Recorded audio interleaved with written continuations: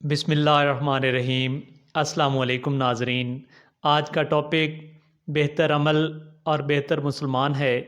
صحیح مسلم جلد اول باب نمبر 13 صفحہ نمبر 422 حدیث نمبر 68 میں حضرت عبداللہ بن عمرو العاص بیان کرتے ہیں کہ ایک شخص نے رسول اللہ صلی اللہ علیہ وسلم سے پوچھا کہ اسلام کا کون سا حکم بہتر ہے؟ آقا دو جہاں صلی اللہ علیہ وآلہ وسلم نے فرمایا، لوگوں کو کھانا کھلانا اور ہر مسلمان کو سلام کرنا، خواہ وہ تمہارا جانا پہچانا ہو یا اجنبی۔ ایک دوسری حدیث میں حدیث نمبر 69 میں فرمایا، حضرت عبداللہ بن عمرو العاص بیان کرتے ہیں کہ ایک شخص نے رسول اللہ صلی اللہ علیہ وسلم سے پوچھا کہ کون سا مسلمان بہتر ہے؟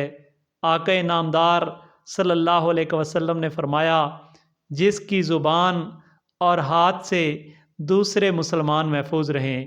اللہ تعالی ہمیں عمل کرنے کی توفیق عطا فرمائے، آمین ثم آمین۔